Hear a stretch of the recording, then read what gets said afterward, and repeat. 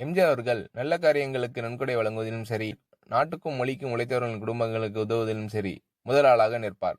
அப்படி உதவும் போது அரசு நடைமுறைகளால் தாமதமோ விதிமுறை மீறலோ இல்லாமல் பார்த்து கொள்வார்.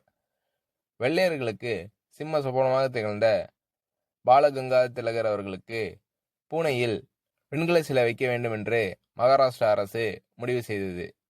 தேசிய தலைவரான திலகர் அவர்களின் சிலையை நிறுவ மற்ற மாநிலங்களின் பங்களிப்பும் இருக்க விரும்பி எல்லா மாநிலங்களிடமும் மகாராஷ்டிரா அரசு நிதி கோரியது. திலகரின் பேரன் அந்த மாநிலத்தின் சட்ட மேலவைத் தலைவராக இருந்தார். சிலை அமைக்க நிதி கோருவதற்காக அவர் தமிழகம் வந்தார். அப்போது தமிழக சட்ட மேலவைத் தலைவராக இருந்த மாப்போசி அவர்களுக்கு முன்கூட்டியே கடிதம் எழுதிவிட்டு குறிப்பிட்ட நாளில் மாப்போசி அவர்களை வந்து சந்தித்தார் திலகர் அவர்களின் பேரன். அன்று தமிழக சட்டப்பேரவை மற்றும் மேலவை கூட்டம் நடந்து கொண்டிருந்தது. மேலவைத் தலைவரான மாப்போசி அவர்களின் அறையில் அவரை சந்தித்த திலகரின் பேரன் முதலமைச்சர் எம்ஜிஆர் அவர்களை சந்திக்க விருப்பம் தெரிவித்தார். அதை அறிந்து பேரவை நடவடிக்கையில் பங்கு கொண்டிருந்த முதலமைச்சர் எம்ஜிஆர் அவர்களும் மாப்போசியின் அறைக்கு வந்துவிட்டார். திலகர் அவர்களுக்கு சிலை அமைக்கப்பட இருப்பதையும் தமது வருகைக்கான நோக்கத்தையும் எம்ஜிஆர் அவர்களிடம் திலகரின் பேரன் தெரிவித்தார். உடனே தனது செயலாளரை அழைத்த எம்ஜிஆர் அவர்கள் அவரது காதில் ஏதோ சொன்னார்.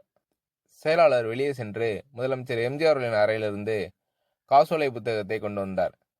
காசோலையில் ரூபாய் 50,000 தொகையை எழுதி கையெழுத்திட்டு திலகர் சிலை அமைக்க இது என் நன்கொடை என்று கூறி திலகரின் பேரனிடம் கொடுத்தார் எம்ஜிஆர் அவர்கள்.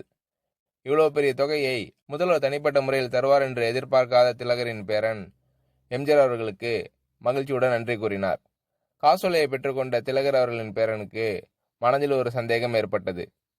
அரசிடமிருந்துதான் பணத்தை எதிர்பார்த்தேன், நீங்கள் சொந்த பணத்திலிருந்தே கொடுத்து விட்டீர்கள் என்று எம்ஜிஆர் அவர்களிடம் கேட்டார் திலகரின் பேரன்.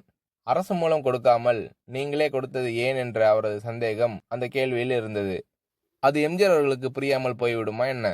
அரசாங்கம் நிதியிலிருந்து கொடுப்பதென்றால் நான் எழுதும் கடிதம் முறைப்படி ஒவ்வொரு துறையாக சென்று ஒப்புதல் பெற்று பணம் கிடைக்க மாத கணக்கில் ஆகும். அதை தவிர்க்கவே என் சொந்த பணத்தை கொடுத்தேன். மேலும் திலகர் அவர்களின் சிலை அமைய நானே நன்கொடை வழங்குவதில் எனக்கு மகிழ்ச்சி என்று எம்ஜிஆர் அவர்கள் சொல்ல, நடைமுறைக்கேற்ப முடிவெடுக்கும் எம்ஜிஆர் அவர்களின் திறனையும் தேசப்பற்றையும் கண்டு சிலிர்த்தார் திலகரின் பேரன்.